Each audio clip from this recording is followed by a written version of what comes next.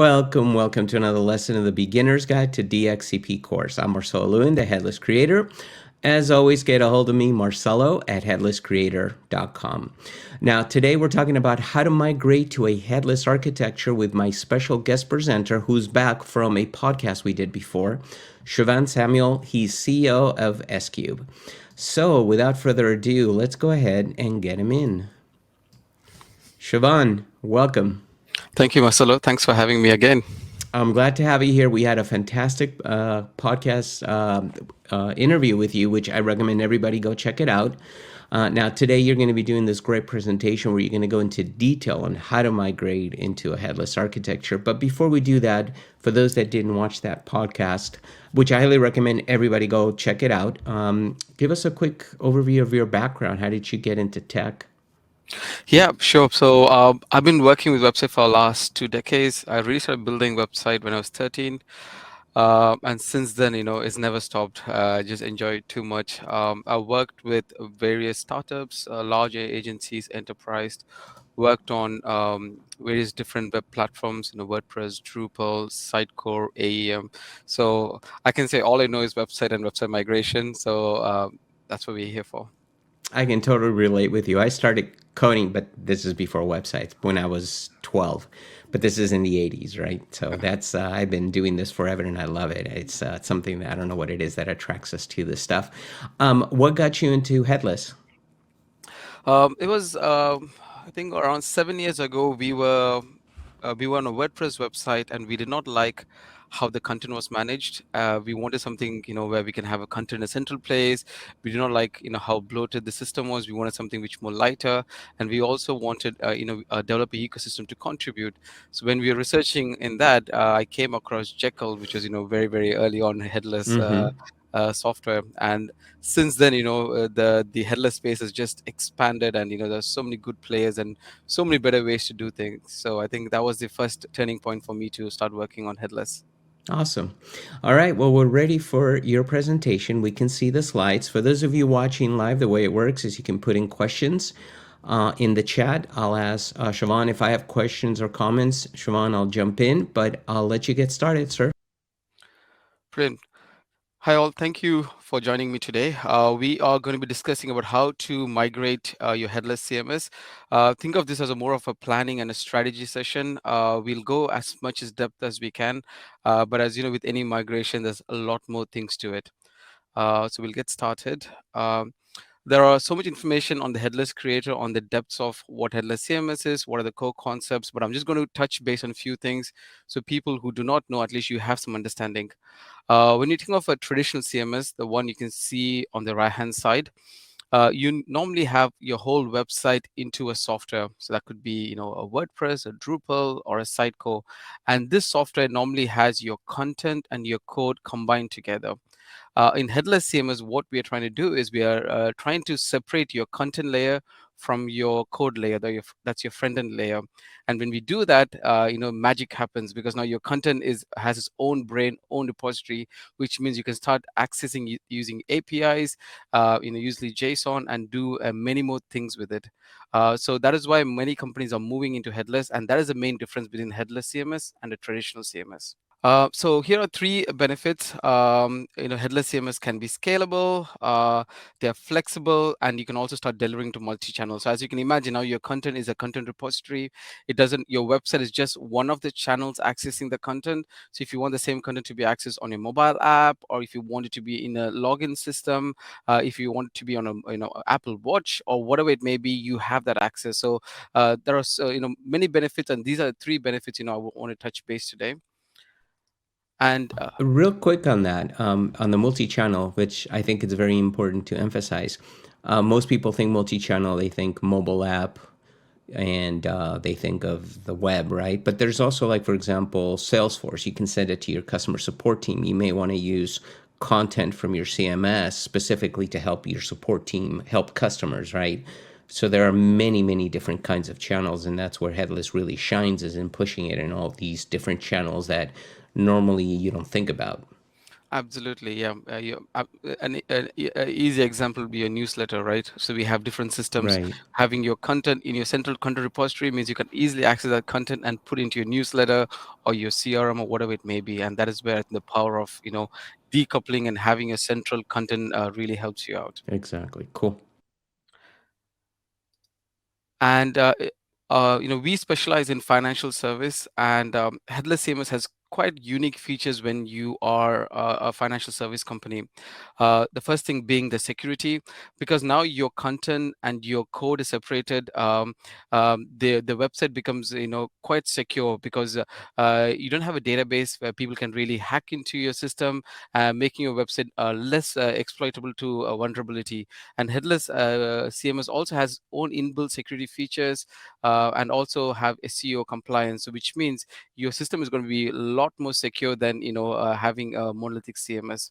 The second thing we can think about is governance. As a financial service organization, you want to make sure your data is governed. As a large company, having multiple offerings, multiple teams, multiple language, you want to make sure that you can control what is being published to your marketing website. And with the Headless CMS, this is much easier to put in workflows, easy to manage, and easy to control. And the last thing is, we know, like, financial service banks, you might not modernize all your systems. You might still have some legacy systems in place, legacy internal systems. The advantage of Headless CMS is, it is API first, which means you can easily get information from your modern tech and translate that into your legacy tech. So that way you can all still continue having your legacy system, which needs to be in place for certain reasons. You can have your modern technology, and you have API layers through which you can get information and share information between these two kind of platforms. So if you think about what are the high level difference between headless and traditional, here are a few, like a chart, a matrix that could help you out. And you can see in most of these places, headless is is ranking high for us in terms of flexibility, performance, in terms of setting it up. And the most important thing is you're not locked into any vendors, right? Because you can pick and choose who you want to work with. And if you decide that today you don't want to be with in a certain CMS vendor, you can change that. If you decide you don't want to be on React anymore, you want to be on different framework, it's easy to plug and play Headless CMS. So these are some of the things to consider when you're really thinking of moving to a more headless CMS. Now we'll switch into our Miro, and we'll start going a bit more deep dive on when you're starting to do migration. Before venturing into finding an agency and before getting the solution, we need to have a strategy in place. So in this presentation, what I really want to do is, I want I've worked on hundreds of migration, and I have a formula or a framework I believe that might help you with your own migration. So we might not go into as much as detail, because it'll take too much time. I might, if you're really interested, there might be a masterclass that's coming later on this year. But this presentation should give you an understanding on how you can start thinking about strategizing, putting together a website strategy, putting together a roadmap to help you, from the start to the end of the website migration project. So in this example, we're going to think of a client. Is an online bank with multiple websites, subdomains running on various CMS such as Drupal, Sitecore, and WordPress. They're looking to uniform their website real estate. As part of that, they're looking to invest into the modern web technology. Some of the pain points they have is, or the requirements they have is, they want the website performance is key to their success. They want to make sure the content is located in one location and can be managed. They want to have right governance in place, so they can manage multiple region, and their marketing team can control who is able to publish what on their website. They also want to make sure they already have in-house developers, and they want to train the developers to really take on this project and to bring this in-house at some point.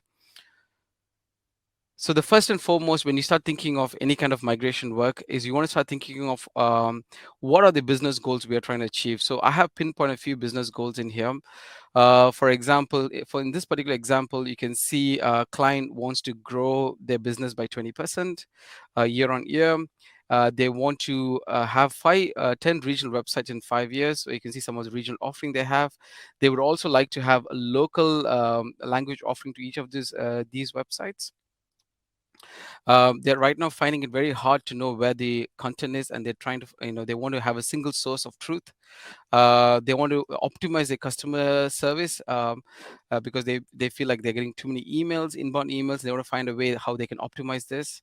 They want to ensure they can go quick to the market, because as they have a market maturity framework by which, before they enter a market, they want to have a microsite. They want to run few campaigns to ensure, that's a market they can, there's an interest, and before they invest in resources and teams, they want to test out the market before they go into it. As you mentioned before, they won't have right governance in place, and they have just a personal banking right now, but they have interest to expand their product offering into business banking and institutional.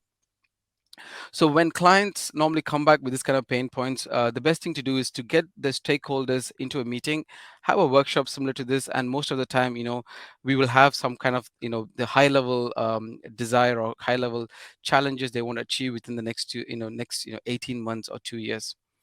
So for each of Real those. quick question, and maybe you're going to touch on this in the presentation, so we can hold off if you are. But you mentioned stakeholders have it when you have some stakeholders in this meeting to talk about this. Can you touch a little bit about on who those stakeholders should be? Absolutely. So website migration is not a simple project. It can take, a year, 18 months or longer. So it's important that we get right buy-ins from the team, and the right stakeholders are, you need to have a sponsor within your business, which could be a CMO. You need to have your technical team to align with you. So it could be your CTO or technical product owner. Then you need to also get your marketing folks in. Uh, Do you recommend developers or content authors to be there as well? Yeah, absolutely. I think probably not all the developers, tech lead, and your marketing manager or content marketing lead, who can help you collect all this information. The biggest challenge with workshop is if you get too many people, we'll never get anywhere, right? So you want to make sure Right. you have the right key people who can, or the decision makers who can come and give you some of those kind of um, challenges what they're facing or the teams are facing. At the same time, you have strategic leaders who can give you the vision of the business for the next 18 months or next 5 years. Yep, that makes a lot of sense. Cool. Thank you. So now we have few kind of pain points pinned out in here. The next thing is like start thinking of, okay, how can we really what are the things we can do in order for us to solve some of these challenges, right? So I put some answers in here, but normally in a workshop you'll have your teams helping you, help set this out, right?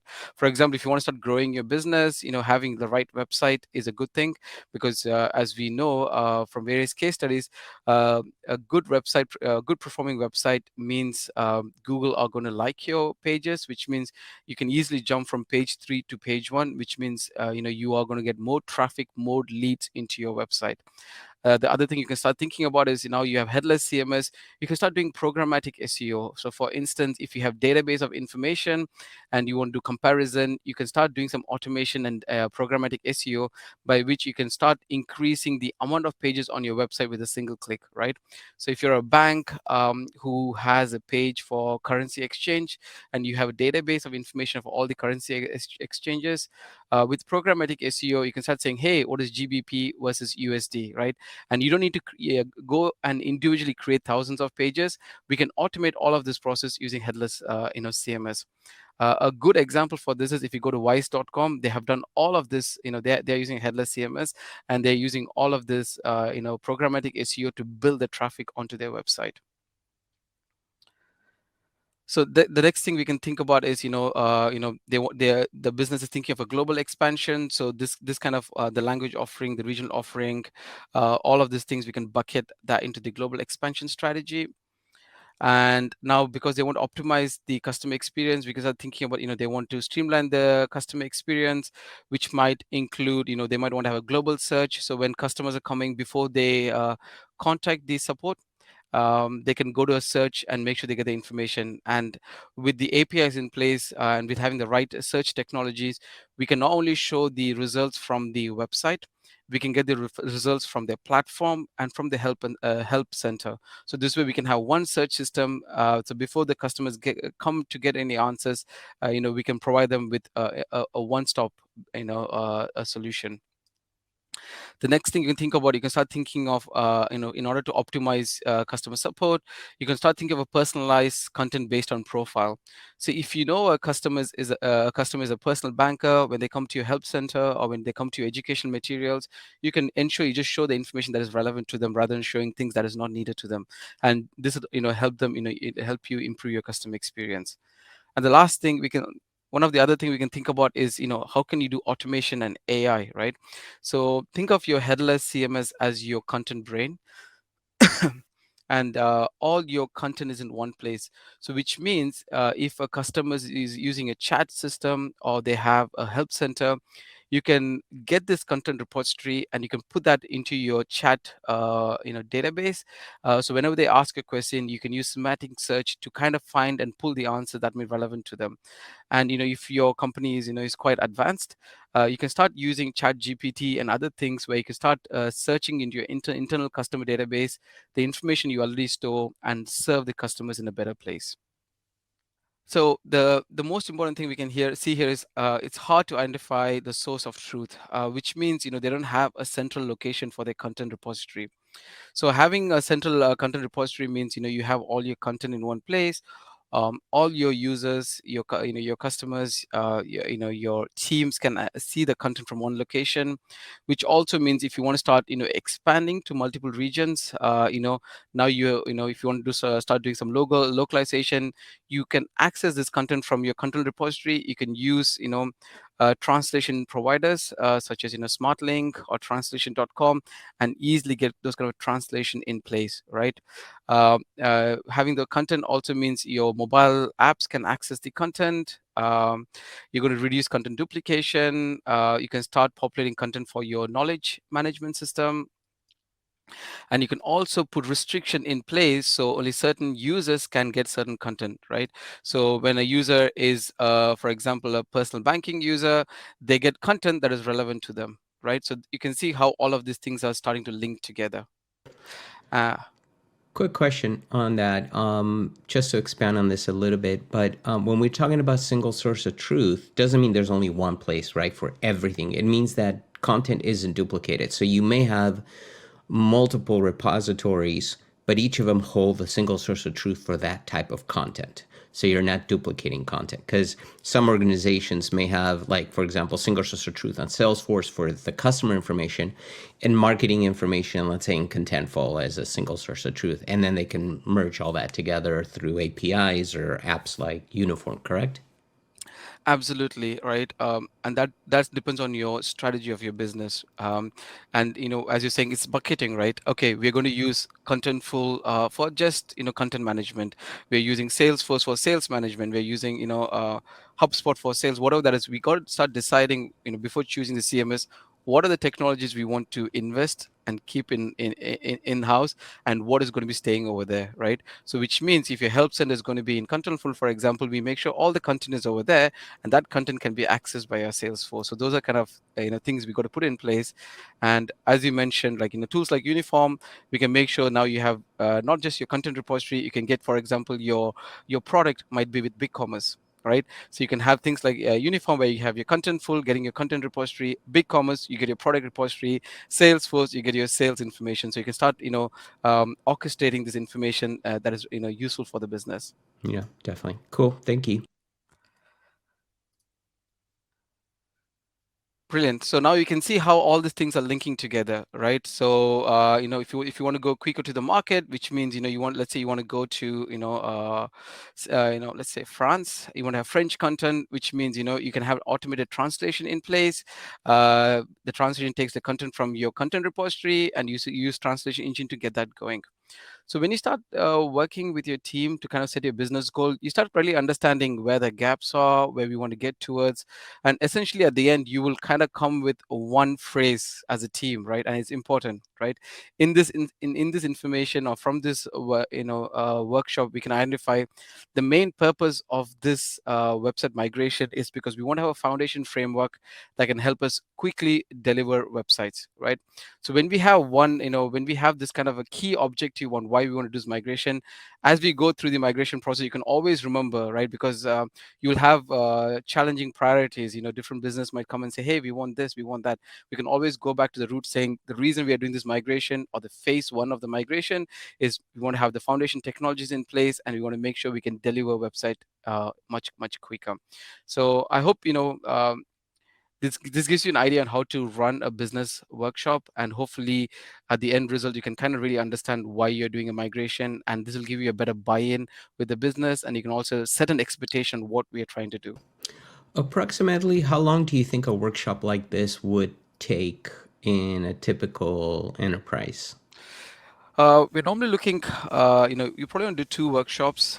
One as an introduction to what a headless CMS is, kind of gauge on how things are working, why we wanted what you want to do, and normally you're looking around, an hour 30 minutes. I think more than that, people will be exhausted, right? Yeah, So an yeah, hour 30 minutes is what I would be thinking of having, this kind of workshop in place. got it. Cool. So while you're, having this workshop, it is also important as a product owner, or if you're the lead who's leading the migration, you talk to your business, the people who are using, your CMS, the people who are accessing your CMS. It could be content managers, it could be your marketing team, your legal team, whoever are the people who are using day-to-day basis. We want to make sure we have feedback from them. So let me quickly jump back to our presentation. So normally, this is kind of an example feedback, I provide. You can obviously optimize it and add or remove things that's relevant to your business. Essentially, what we want to know is we want to ask them, what are the specific problems they're facing with the current website, and how is that impacting their team's business goals? If there are anything particularly hard on their website to use, if they would like to have some functionalities that is missing from the website, and if they come across any technical issues, that is, that could be broken links, or slow load time, any of the challenges they're facing, and the other pain points they might not have mentioned in here. The reason we want to do this exercise, and I think it's the most important exercise we do before you even start migrating any website, is we want to understand what problems our stakeholders are having. And many times organizations do not have a right communication channels in place, and some of these things can be lost in a Jira ticket, and it can it can be in many places. So using this exercise, we can come back and say what the main source of the problems are going to be, what the expectation from different teams are going to be, and we can kind of understand the problems and what we need to focus on. So let me jump back to Miro. Essentially, from this exercise, you will kind of get few keywords which you can organize in here. For example, from this workshop, I had like, okay, a few buckets: content refresh, content governance, performance, discovery, and so on, right? And we can start thinking about here, saying, okay, the content on the product page is old, the navigation has not been updated, the content is out of date, right? So we can again go back, and this is again linking back to the problems we had, right? We can say, okay, our customers are also facing the problems, and this is the problem, not is for the entire business, not just the people who are using it, not just the people who are managing it. It's something that we need to solve, right? And we can see the content governance comes up in here, like people are not able to manage or upload media, the terms and conditions are not being up to date. um, and then in terms of performance, we can see website speed keeps coming up, and they can say the events team is finding the event section is not loading as efficient as possible. So essentially, like the reason we are doing this feedback sessions now, we can start grouping things together, and we can start go back to our business goals and start prioritizing. Okay, what are the things we need to think about when we are doing a migration? And this exercise will also allow us to go back to the people who respond to the feedback, to kind of set an expectation and to put some of those kind of uh, you know uh, negativity at bay, right? Because many times the teams who are not website teams are really frustrated, saying, hey, we asked all these requests, it's not being met.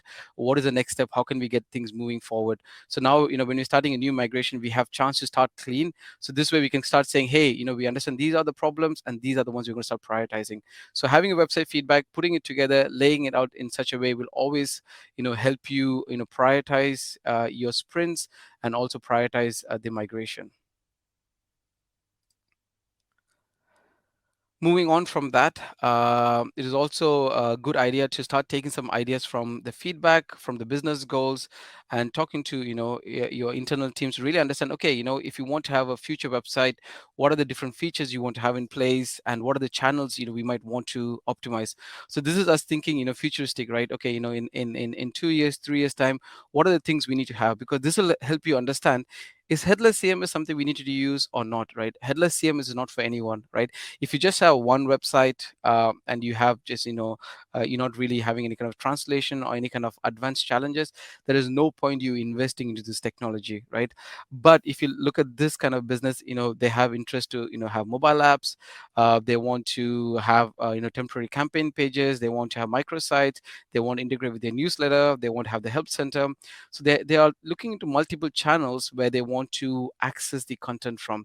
So in this instant, it makes a really good use case for us to saying, hey, you know what, headless technology seems to be a right thing for you to invest into, right? And we can start thinking over here, right? From the previous slides, we realized, they want to manage their content better. So they want to have a dam in place.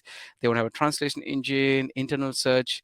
So this kind of exercise where we are kind of breaking down the features and the channels will really help you to put a good use case, present to your sponsors, to make sure that the website migration is a long project, and these are things we want to try and achieve, with the whole end, by the end of the migration, these are things we really want to achieve.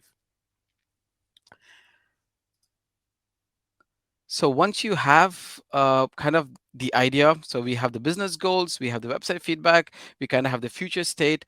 Now it's important that you start thinking of saying, hey, okay, cool, we know what we need to do. As a business, we understand a strategy, we have a vision. Now how do we put this into practice, right? So you can start putting this in a roadmap. A simple roadmap is put your timeline in place. So this is just an example.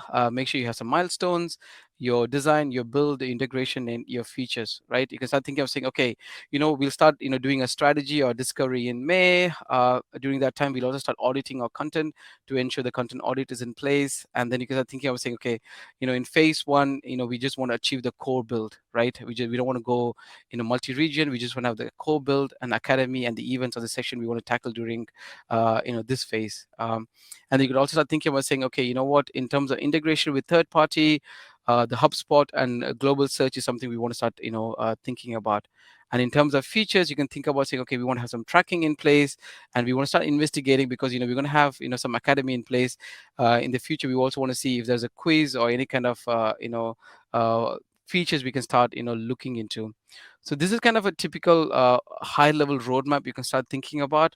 And what you should be doing is you should be looking into your whole you should prioritize your features, the kind of the business strategy, and kind of lay out your whole, like a year or 18 months or 24 months roadmap. So when we go and when we start investing into headless CMS, you know exactly where you need to be, and creating a brief, and getting your teams onboarded, getting your agency onboarded, hiring the right resources becomes a lot more easier.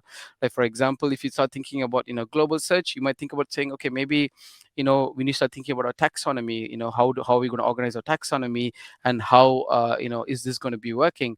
If you want to get information from your login system, you want to start talking to your platforms team to saying, hey, we want to have a global search. Is there a way we can get information from your platform, from the internal platform, and display it on the global search? So this will kind of give you an overall strategy or a perspective on how you want to do the migration. Before we get into the slide, Marcel, any questions so far on the Miro? No, no questions. Very, very clear, and I love this milestones that you set up here in the phases, because I think this is very clear in what needs to be done. So Amazing, cool. So now we'll go back to the presentation, and we'll just start thinking about what are the other strategic things you need to decide, right? when you think of migration, it's important that you have some KPIs in place. These are the few companies who have done headless migration, and here are some things they have achieved using the migration, right? Zoom was able to deploy the content in 30 minutes compared to 2 weeks. TUI was able to integrate the microservices into their marketing websites, and Heap was able to integrate all the marketing content into their headless CMS. So they were able to have the newsletter, the social media, all the marketing activities now handled by the headless CMS. So you can kind of see, where and what is possible. What I'd really like you to think is, I want to think about how and what you want to achieve with your headless CMS. There is no point doing a migration if you do not have a clear objective and KPIs, right? And here are a few examples I have put together. Feel free to use this, right? Your objective could be reducing content deployment time, increasing the performance of your website, maybe increasing the performance by 50%.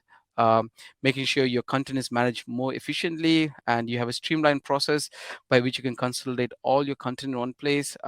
Having a seamless omni-channel experience, the scalability. So in the previous example, we saw the client wants to, have 10 different regions and multiple languages, making sure your technology is sufficient to do that. And the other thing which we don't think about is productivity of your internal team. So sometimes we always focus on the outward, is also sometimes about the inwards. I worked with financial service companies, in which we had monolithic CMS. Our teams really hated working in the system because it was so hard to use. It took them so long to get anything going, right? So you could have, KPI saying increasing productivity of your internal teams, so they can kind of be happy with what they're delivering, and they can, deliver their, they can deliver the content, in 50% quicker than they did before, right? Which means that it frees up the developers time to focus on other cool and advanced features or technologies out there.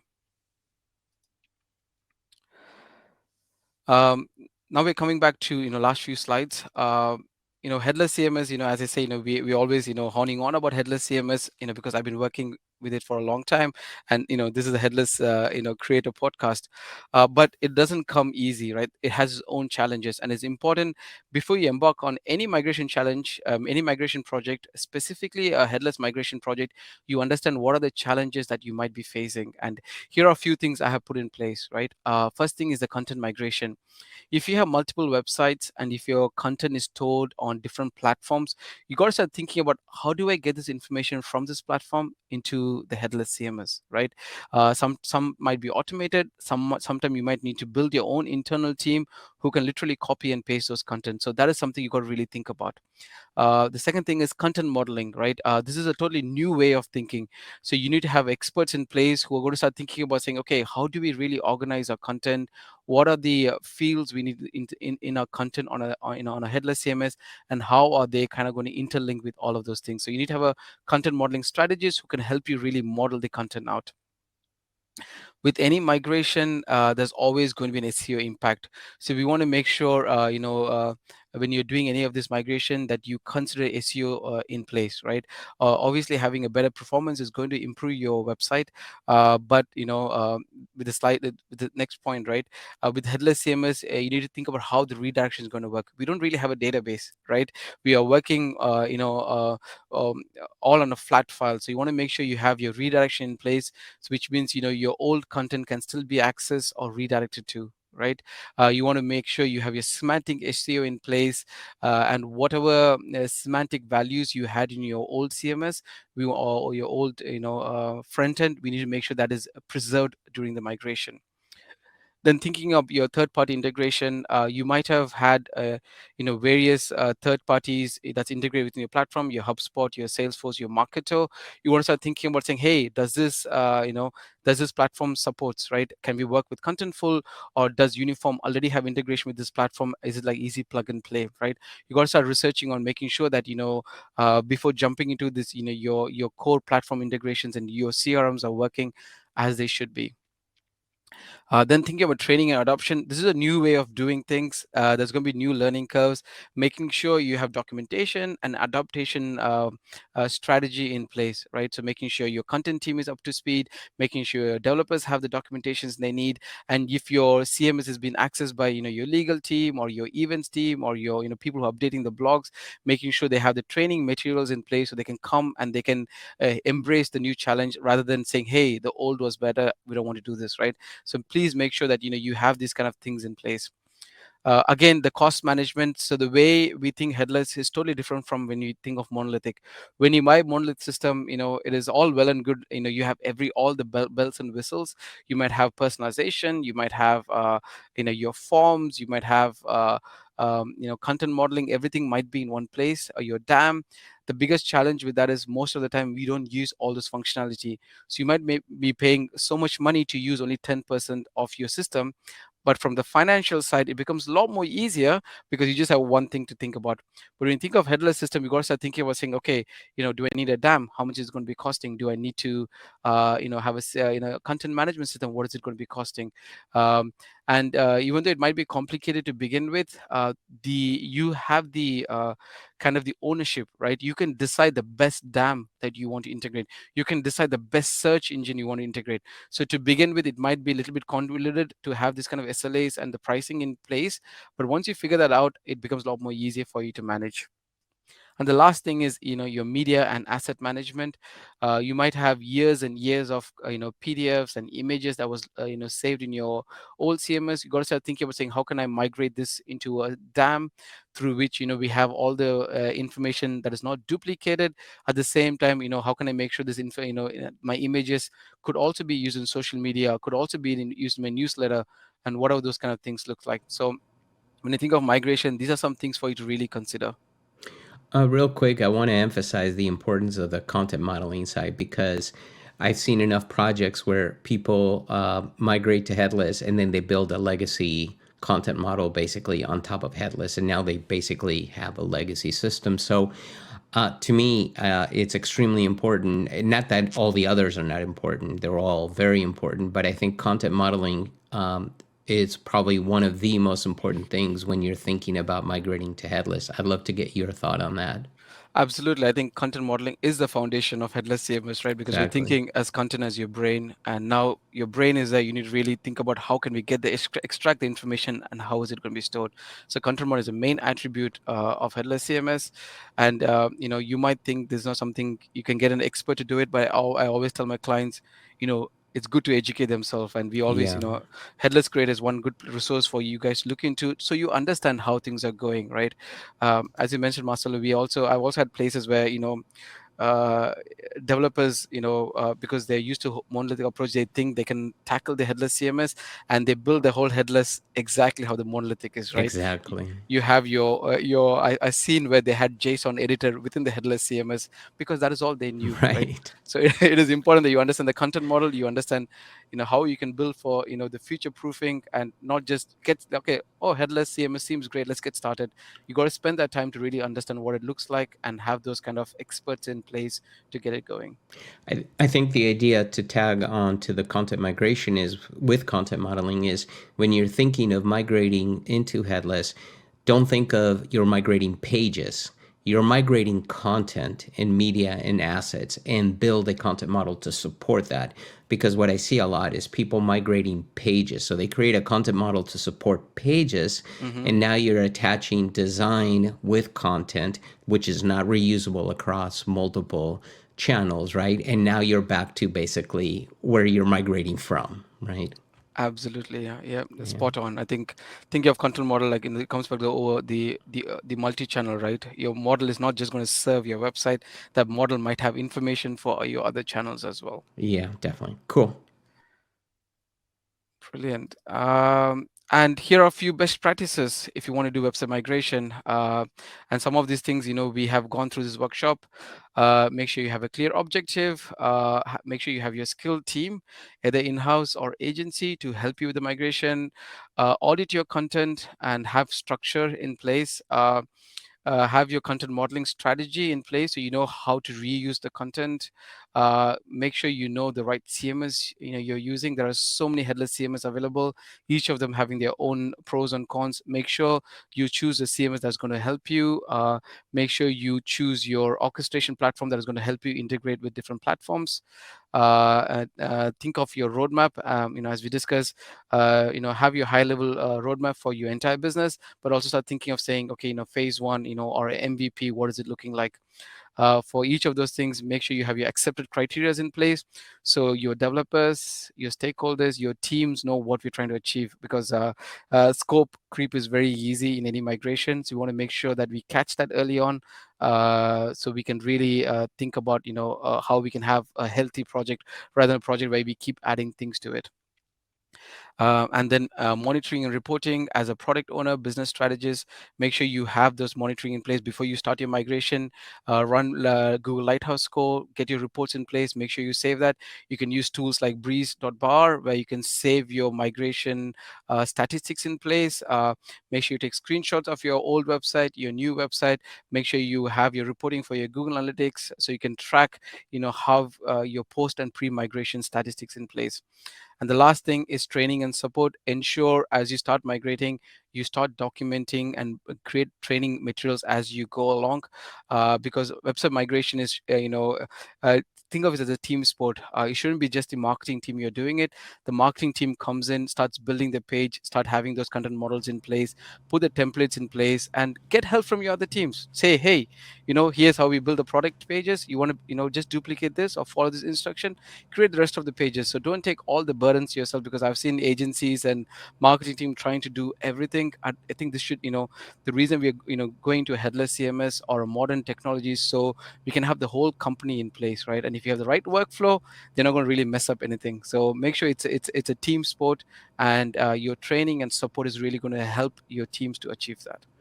I love that you're emphasizing migration, because I've seen in many implementations where migration is like, oh, don't worry about it. We'll figure it out later. Let's just do this, get it in production, then we'll figure out migration. And migration is probably going to be, if not the hardest, but definitely the second hardest, because in the migration, you have to think, how are you going to go from unstructured content that you have in your legacy to structured content? And how are you going to clean up all that HTML that may be in there now, right? Let's say you have it on a WordPress site or whatever. How are you going to break all? And to me, it seems like that's going to be a huge portion of your time spent on the project.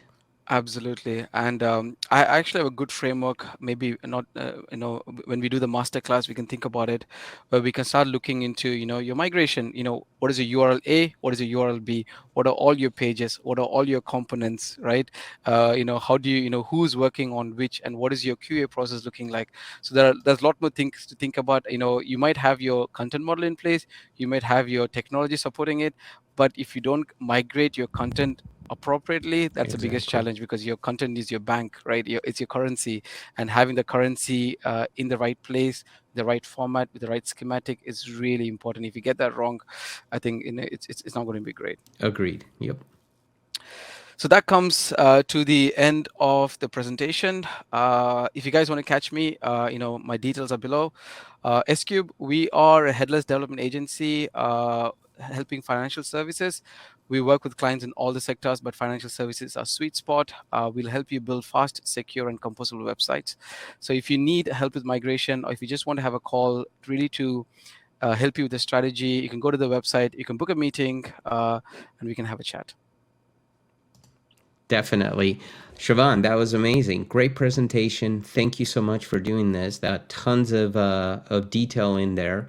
Everybody, please go check out his site, scube.co. You have an email there showing if people want to get hold of you. Is that the best place? Yeah, absolutely. Yep. And I know you're on LinkedIn as well, posting a lot, so definitely follow you on LinkedIn. All right, Siobhan, thank you so much. I really appreciate you being here. Thank you, Marcelo. Thanks for having me. And thanks to the rest of you. I hope you enjoyed this episode. I know I did. There was a lot of stuff there to learn and to digest and think about. So as always, go check out headlesscreator.com for more courses, podcasts, a bunch of stuff. Get your free account there. And if you need to get a hold of me, just email me, Marcelo at headlesscreator.com. So we'll see you on the next lesson. Cheers.